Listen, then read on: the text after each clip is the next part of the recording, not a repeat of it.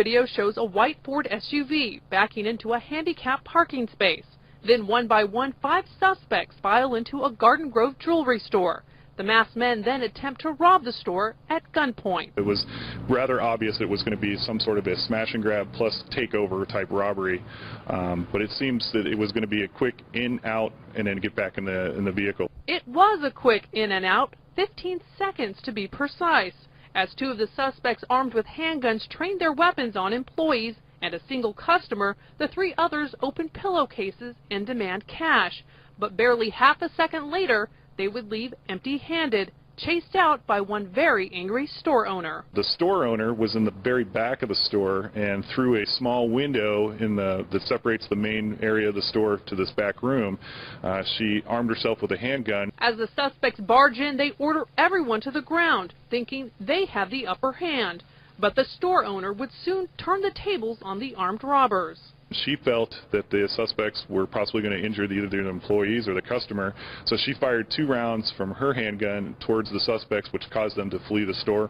And flee they did, bumbling and stumbling into each other as they clamored to escape the store owner's fury. One suspect fired off a round that hit the ceiling before exiting. Obviously, we're leery of recommending that store owners take immediate action. It's all going to have to be based on the circumstances at hand.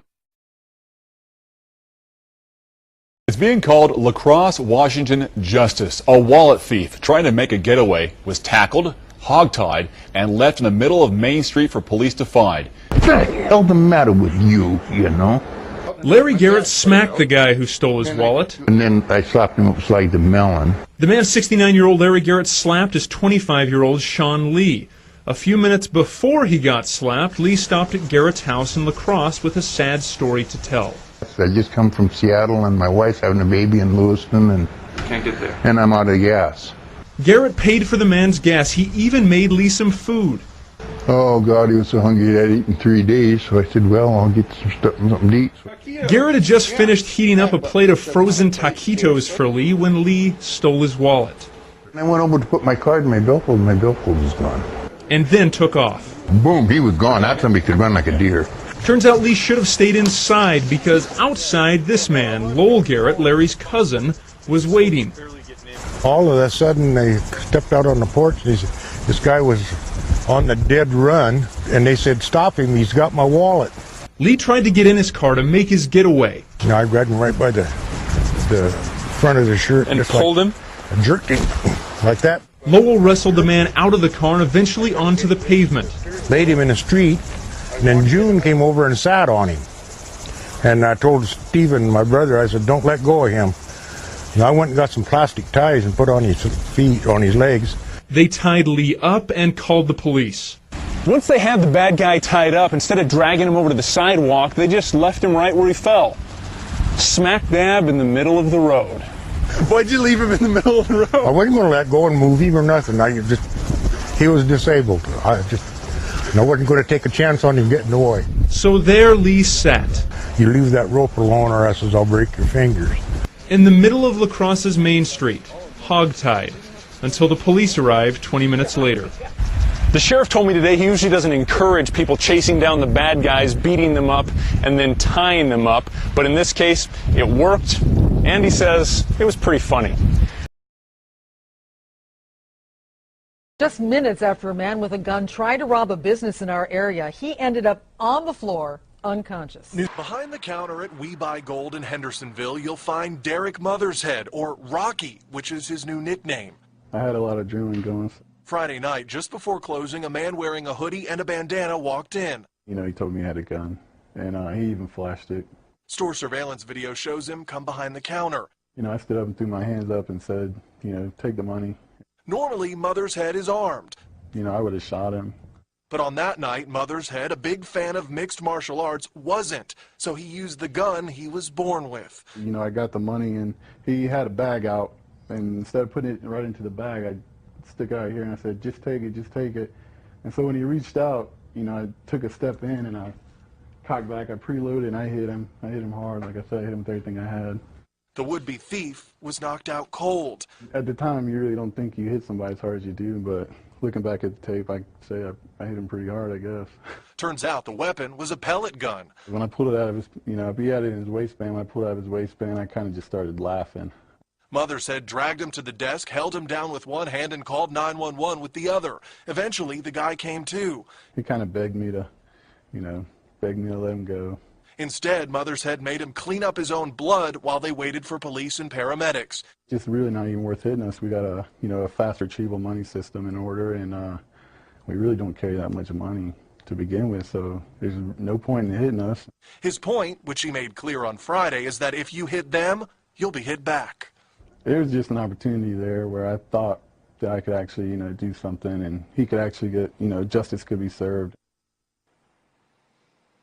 And take a look at the man Hendersonville police identify as that would-be thief, 25-year-old Mostafa Hendy. He remains behind bars on a charge of attempted robbery with a dangerous weapon. Tonight, his bond has been set at $100,000. Right now at 11 o'clock, a neighborhood is on edge following a frightening attempted break-in that's all captured on camera.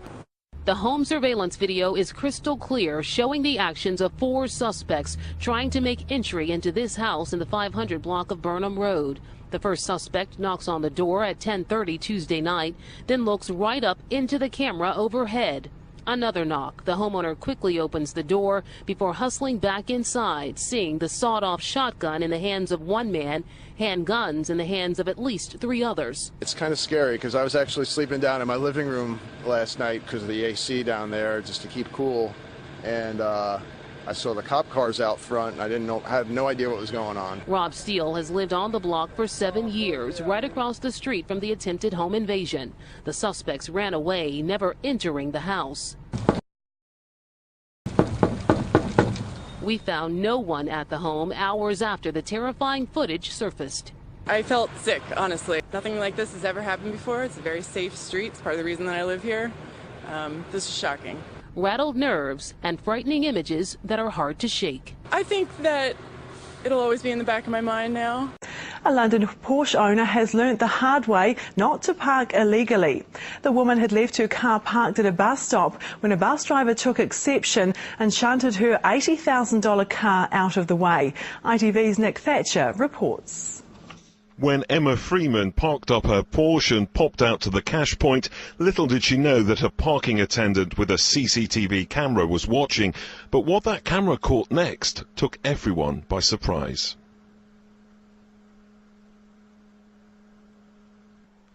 Watch again, this time in slow motion.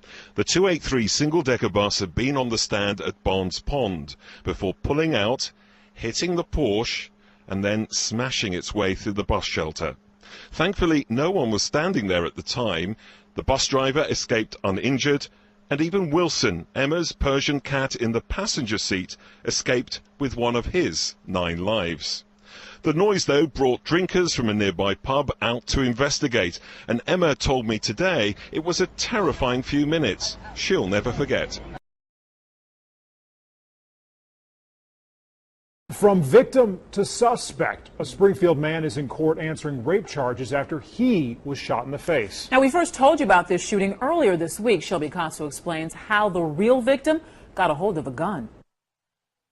Right now, Dwayne Portman is locked up here in the Clark County Jail. Police tell me he raped a woman inside a Springfield business, and she fought back. Police say Dwayne Portman was shot in the face by the victim. We were the only news crew in a Clark County courtroom as he answered to rape and kidnapping charges. Police say the attack happened here at the Labels for Less store on East Main. Investigators say at 3 a.m. Sunday morning, he held a gun to the woman's head while he raped her and held her against her will. Reports say the woman was able to wrestle the gun away and then shot him in the face and was able to escape. I'm glad she's safe and that I guess he deserved what was coming to him. The owner of the shop wouldn't go on camera, but tells us Portman was an employee that would do cleaning here from time to time. Angela Bozarth enjoys shopping here and hopes the attack doesn't hurt business. I think I still feel safe enough to come during the day, and I think with enough people around it would be okay.